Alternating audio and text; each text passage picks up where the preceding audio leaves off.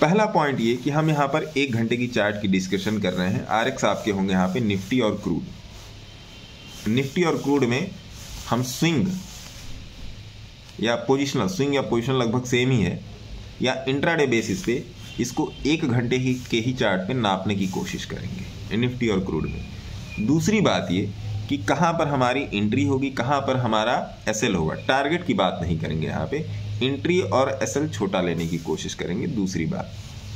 तीसरी बात कि ऐसी कौन कौन सी चार्ट पे परिस्थितियां बनती हैं कि जहां पर जाके आप इसको क्रॉस वेरीफाई करके वहां से आप अपना ट्रेड बना सकते हैं, और उस ट्रेड का ट्रेल कैसे होगा। 2 चीज़ों की बात हो रही है, निफ्टी और क्रूड की। तीसरी बात। चौथी बात, आपको ट्रेड करने की रोज रोज की जहमत से छुटकारा मिल जाए, है ना। ऐसा नहीं है इंट्राडे में ट्रेड बनता है, आप सवेरे उठे 9 बजे से ट्रेड करना शुरू किए, रात के 11 बजे तक आपका क्रूड चलता है, ऐसा नहीं है। बात ऐसी भी है कि आपकी पोजीशनिंग कब हो रही है। जैसे क्रूड में आज के लिए जो ट्रेड बने हुए हैं क्रूड में, वहाँ पर पोजीशन करना बहुत ही एक्सपर्ट आदमी का काम है। एक्सपर्ट इन द सेंस जिसको पूरी नॉलेज हो। और इन सब में क्या इंक्लूड करेंगे बोलिंजर बैंड का, इन सब में इंक्लूड करेंगे बोलिंजर बैंड का ब्लास्ट, बोलिंजर बैंड का ट्रैप, बोलिंजर बैंड का स्क्वीज। इन 3 सिचुएशन को यहाँ पर इंक्लूड करेंगे। इसकी इंक्लूडेशन मुझे क्यों चाहिए, क्योंकि आप लोगों ने देखा जब पिछली बार हम लोगों ने क्रूड में थर्सडे में, तारीख क्या थी, तारीख थी 9 जनवरी, है ना। 9 जनवरी के दिन जब हम लोगों ने थर्सडे के दिन जब इसमें ट्रेड डाला था, तब ये अपने कन्वर्जेंस जीरो की प्रोफाइल पर था। ध्यान दीजिएगा, कन्वर्जेंस जीरो पर हमेशा ध्यान दीजिए। कन्वर्जेंस जीरो की प्रोफाइल पे था, और कन्वर्जेंस जीरो से ये हुआ है ब्लास्ट। कन्वर्जेंस जीरो देखिए, चार्ट पर देख लीजिए भैया, कन्वर्जेंस जीरो यहाँ पर था। रीसेट इसको कीजिए, अब ये आ गया। ये था कन्वर्जेंस जीरो 1 घंटे का, ये बोलिंजर बैंड का ब्लास्ट हुआ। और ये आप जाके अभी चार्ट पे देखोगे तो यहाँ पे बोलिंजर बैंड का ये प्राइस ट्रैप हुआ रात में नियर अबाउट 8-9 बजे के करीब। ट्रैप होके फिर ये नीचे आया, एवरेज करके फिर ये गैप अप लेके उड़ गया। तो अब यहाँ पर जो आप 3 तरीके से यहाँ पर देख रहे हो, तरीका क्या चार्ट पे मार्क कर रहा हूँ, एक तरीका ये, एक तरीका ये, एक तरीका ये। इन 3 तरीकों का किस तरीके से इंक्लूजन हमको लेना है, पहली बात। दूसरी बात, ट्रेड कहाँ अपना टैप होगा। तीसरी बात, कहाँ पर हम कंफ्यूज हो सकते हैं और उस कंफ्यूजन को कैसे दूर करेंगे।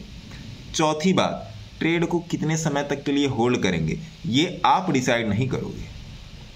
ट्रेड को कितने समय के लिए होल्ड करेंगे ये आप डिसाइड नहीं करोगे, ये डिसाइड करेगा भैया चार्ट, है ना, ये डिसाइड करेगा चार्ट। पांचवी बात, मार्केट के बियरिश या बुलिश होने से आपको कोई मतलब नहीं है। मार्केट के बुलिश या बियरिश होने से भैया आपको कोई मतलब नहीं है। आपका मतलब केवल इतना है कि मेरी पोजीशनिंग कहाँ पे इन्वॉल्व हो रही है। बुल और बियर करना यूट्यूब पर छोड़ दीजिए, वहाँ पे बहुत सारे लोग हैं जो बुल एंड बियर बताएंगे, चाहे निफ्टी हुआ, चाहे बैंक निफ्टी हुआ, चाहे क्रूड हुआ, कुछ हुआ। आपको बुल और बियर अपने हिसाब से बनना है। इस वाले ट्रेडिंग सिनेरियो में आपको बुल एंड बियर अपने हिसाब से बनना है। मेरा चार्ट बोलेगा तब मैं बुल, मेरा चार्ट जब बोलेगा तब मैं बियर। एक चीज़ ध्यान रखिएगा, सेंटिमेंटल मार्केट में ज़्यादा दिमाग मत लगाएं। जो पोजिशनल में है उसमें ज़्यादा दिमाग मत लगाएं। पोजिशनल की यहाँ डिस्कशन नहीं हो रही, लेकिन एक लाइन में बोल दे रहा हूँ कि पोजिशनल का इस ट्रेडिंग से कोई मतलब नहीं है। जो आप इन्वेस्टमेंट करके रखे एज इट इज़ उसको चलने दें, है ना।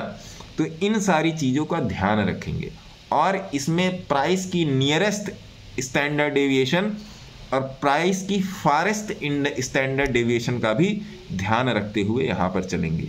नियरेस्ट क्या चल रहा है, फारेस्ट क्या चल रहा है, उसका भी ध्यान रखेंगे, है ना जी। इन 4-5 पॉइंट का ध्यान रखते हुए ये ट्रेड का इनिशिएशन करेंगे। क्योंकि अभी भी अगर आप अपने चार्ट पे देखेंगे, अगर ये चार्ट आप देख रहे हो यहाँ पे, अभी भी अगर आप ये चार्ट देखोगे तो ये चार्ट यही बोल रहा है, ये चार्ट यही बोल रहा है जो मैंने 1 घंटे के चार्ट पे मैं हमेशा बोलता रहता हूँ, यही बोल ही रहा है चार्ट। तो जब ये चार्ट बोल रहा है तो आपको क्यों नहीं समझ में आ रहा है, मेरे कहने का मतलब ये है। अभी इसमें सबसे नियरेस्ट को भी देख के चलेंगे कि नियरेस्ट पे क्या हिसाब किताब बनेगा। ठीक है जी।